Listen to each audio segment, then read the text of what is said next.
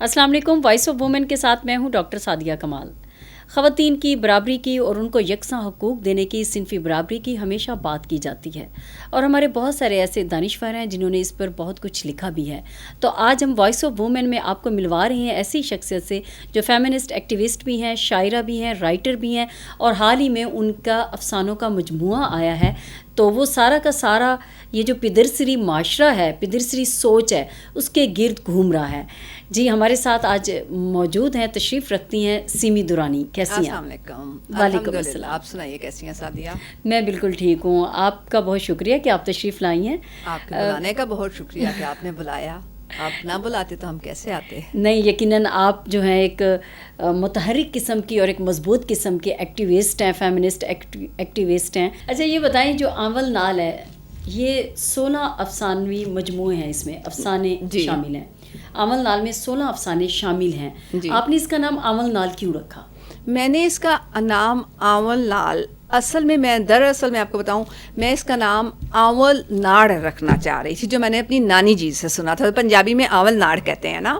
تو جب میں نے لوگوں سے ڈسکس کیا کہ میں انول نال اصل میں اس کو اردو میں کہا جاتا ہے لکھنا چاہ رہی ہوں، تو مجھ سے کچھ مردوں نے کچھ نہیں، بہت سے لوگ مجھے کہتے ہیں انول نال ہے کیا.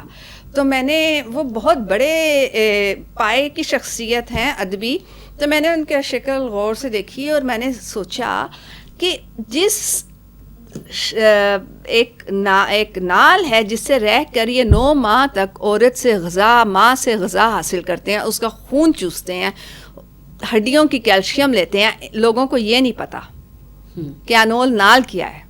اور بڑے بڑے لوگ، بڑے بڑے جو لکھاری ہیں، بڑے بڑے جو ترم خان ہیں، وہ مجھ سے پوچھ رہے ہیں کہ انول نال کیا ہے. تو دیکھیے یہ کائنات ہے یا انول نال کے وجود پہ. آدم نے بغیر انول نال کے حوا کو جنم دیا، پسلی سے دیا نا.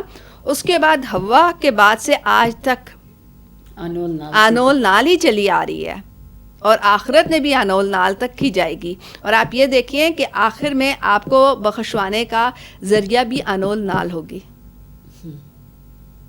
صحیح. تو یہ پوری کائنات ہی انول نال کے گرد گھومتی ہے. تو یہ بتائیں، آپ فیمنسٹ ایکٹیوسٹ ہیں، کیا ہے فیمنزم؟ مجھے کہتے ہیں آپ فیمنسٹ ایکٹیوسٹ ہیں. فیمنزم کو میں یہ ڈیفائن نہیں کرتی. یہ تو ہم لوگوں نے ابھی جا کے، اس دن میرا بیٹا مجھے کہتا ہے mama you are a feminist. Feminist یہ نہیں ہے ہم نے ابھی باہر سے یہ سوچ ادھار لے لی ہے، اپنا لی ہے. یہ جو کچھ کہوں گی، فیمنزم کیا ہے؟ فیمنزم تو کچھ بھی نہیں ہے. یہ تو عورت کا تقدس ہے، اور یہ عورت کا تقدس تو 1400 سال پہلے آ گیا تھا. فیمنزم وہ ہے کہ جب دائی حلیمہ آتی تھیں تو کملی والے اٹھ کے ان کے لیے چادر بچھاتے تھے. کیا یہ فیمنزم نہیں ہے؟ فیمنسٹ تھے یا نہیں تھے؟ بیوی کے ساتھ گھر کا جو ہے برتن دھونا، کیا یہ فیمنزم نہیں تھا؟ فاطمہ کے استقبال کے لیے کھڑے ہو جانا، کیا یہ فیمنزم نہیں تھا؟ بکریوں کا دودھ چونا، کیا یہ فیمنزم نہیں تھا؟ حضرت عائشہ کے ساتھ دوڑ لگانا، بیوی کے ساتھ جو چھوٹی عمر کی تھی، کیا یہ فیمنزم نہیں تھا؟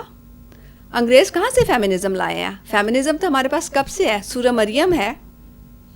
کیا یہ قرآن فیمنسٹ نہیں ہے؟ آپ نے آول نال لکھا ہے، اور جو آول نال ہے آپ نے لیا ہوا بھی ہے اس وقت. ہاں بالکل، اپنے ساتھ.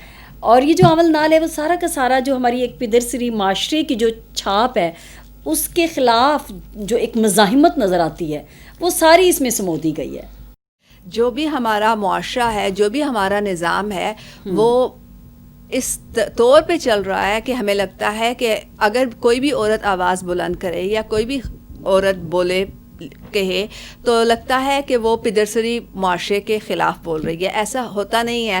وہ اپنے حق کے لیے آواز بلند کر رہی ہوتی ہے، مرد کے خلاف نہیں جا رہی ہوتی.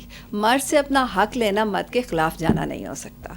دیکھیں کتنا آپ نے خوبصورت جواب دے دیا ہے. بہت ہی اچھا لگا کہ آپ نے اتنا اچھے طریقے سے جواب دے دیا. اچھا سیمی دورانی، یہ آپ کا ایک افسانہ ہے جس میں آپ نے لکھا ہے کہ ایک عورت، ایک بیوی اور ایک ماں، وہ سوچتی کہ سب عورتیں کالی، نیلی، پیلی اور گلابی ہیں. ہمارا اپنا اصل رنگ کیا ہے؟ نہیں جانتی، مگر پھر بھی ہم سب سے یہی گلا ہوتا ہے کہ میرے رنگ میں رنگ جاتی۔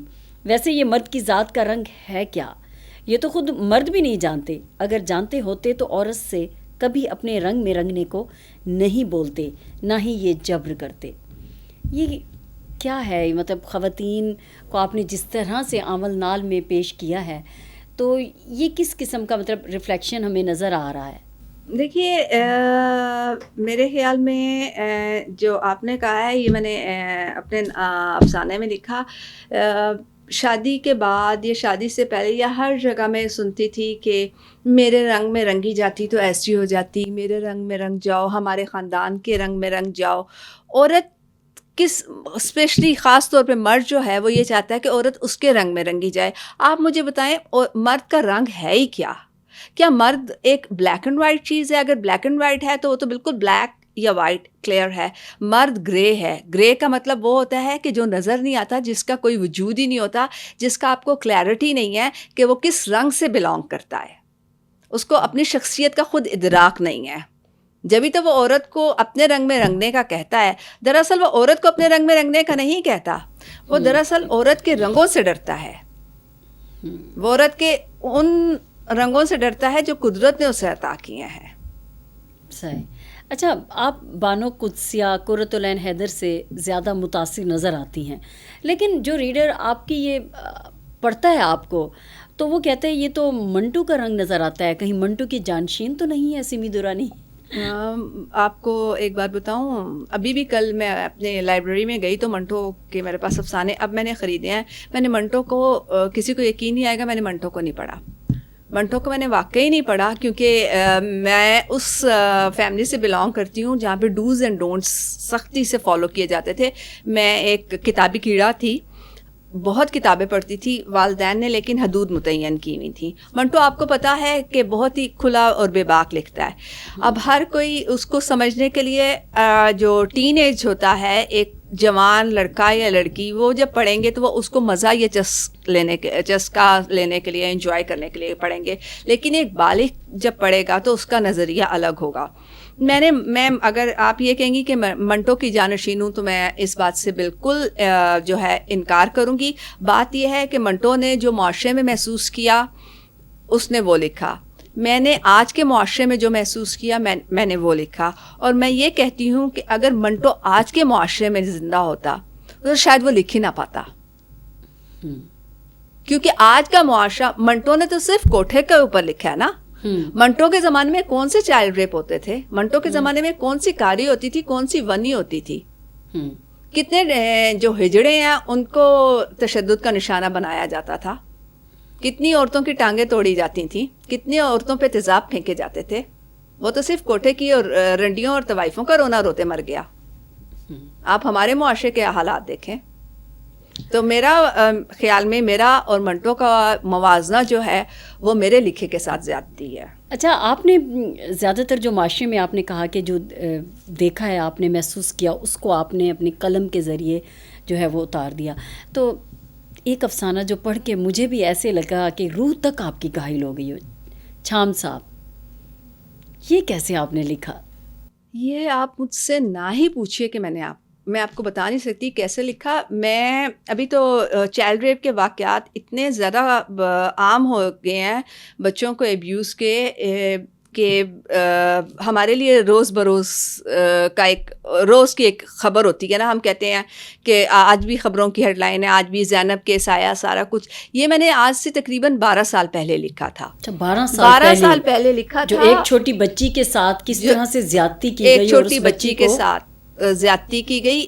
میں آپ کو بتاؤں، میں پڑھتی ہوں، میری ایکسٹینسو ریڈنگ ہوتی ہے۔ میں پیڈوفائلز پہ پڑھ رہی تھی۔ پیڈوفائل ایک رنگ ہے جو بچوں کو ایبیوز کرتا ہے، اور یہ ایک مذہبی تہوار ہوتا ہے بیرون ممالک میں۔ وہاں پر جو بہت امیر کبیر لوگ اور شاہی خاندان کے لوگ ہوتے ہیں وہ یہ تہوار مناتے ہیں، اور اس میں چرچ بھی شامل ہے، یہ رسومات کا حصہ ہے وہاں کی چائلڈ ایبیوز۔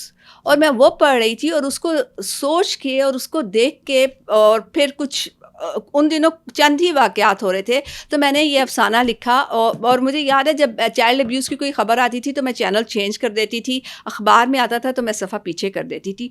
میں نے یہ افسانہ آنکھیں بند کر کے لکھا ہے، اور یہ افسانہ اب تک 8 جرائد میں چھپ چکا ہے، اور اس کے 3-4 زبانوں میں ترجمے ہو چکے ہیں، اور سب یہی کہتے ہیں یہ بہترین افسانہ ہے، اور اگر میں خود اس کو جب دوبارہ پڑھتی ہوں تو میری روح کانپ جاتی ہے.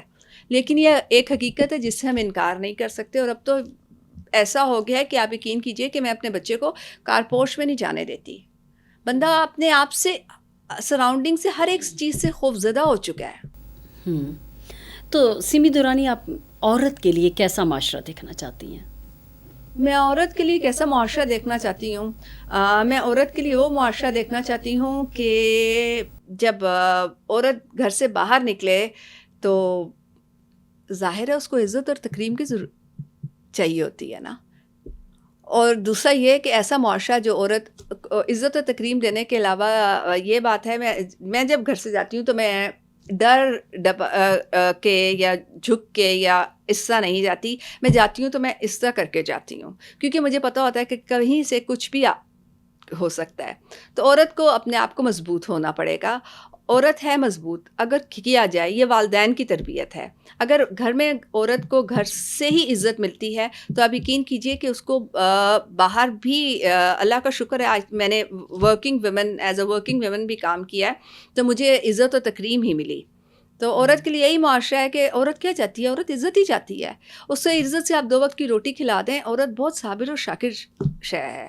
عورت کا اصل یہی ہے. یہ ہم لوگوں نے ہی اس کو ڈراموں میں اور ادھر اس کو چالاک اور یہ وہ بنا دیا ہے، لیکن عورت کی اصل یہی ہے. واقعی، اور قربانی میں دیکھا جائے تو اس سے بڑھ کے کوئی بھی نہیں ہو سکتا جو قربانی دے سکے. بے شک. اور ماں کا رشتہ، اور پھر جنت آپ دیکھیں کہ جنت ماں ہمارے کے پاؤں قدموں کے نیچے ہے، ماں کا ہے. دیکھیے نا آپ، اور کتنی بار رسول پاک سے پوچھا گیا کہ کس کا حق پہلے ہے، تو ماں کا کہا گیا. تو اب آپ جب سوچیں تو میں عورت کا وہ مقام چاہتی ہوں جو ہمارے دین نے ہمیں دیا ہے. اب یہاں پر بہت سے لوگ کہیں گے کہ بی بی نے تو نقاب بھی نہیں کیا ہوا. نقاب، محراب، داڑھی، یہ چیزیں جو ہیں یہ آپ کی بخشش کا ذریعہ نہیں ہے، اخلاقیات کا درس دیا ہے. اللہ پاک نے فرمایا تم میں سے بہترین وہ ہے جس کے بہترین تقویٰ ہے. یہ رسول پاک کے لیے بھی یہی کیا ہے نا کہ بہترین وہی ہیں. بے شک آپ جو ہیں اپنے اخلاق میں بہترین ہیں. تو سمی، آپ کیا سمجھتی ہیں کہ یہ جو پیٹریارکل سوچ ہے اس کو ختم کرنے کے لیے، عورتوں کو ان کے برابر کا اور یکساں جو ان کے حقوق ہیں وہ دلوانے کے لیے جو رائٹرز ہیں، لکھاری ہیں، وہ کیا کردار ادا کر رہے ہیں اور کیا کرنا چاہیے؟ دیکھیے میں تو لکھ لوں گی، آپ بھی لکھ لیں گی، آپ انٹرویو کر لیں گی. یہ جو کردار ہے نا یہ گھر سے شروع ہوتا ہے. یہ کردار ماں کا ہے، یہ کردار باپ کا ہے. میں نے اپنے باپ کو اپنی ماں کی عزت کرتے دیکھا. میں نے اپنے باپ کو اپنی ماں، میری بیٹی کی عزت کرتے دیکھا.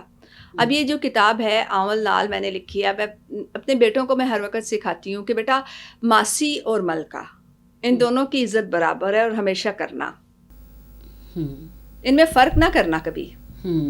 تو یہ رائٹرز کا کنٹریبیوشن نہیں ہے، یہ ہر انسان کا انفرادی اس کے اندر کنٹریبیوشن ہے کہ وہ عورت کو اس کے جو صحیح اور جائز مقام ہے معاشرے میں وہ دلائے.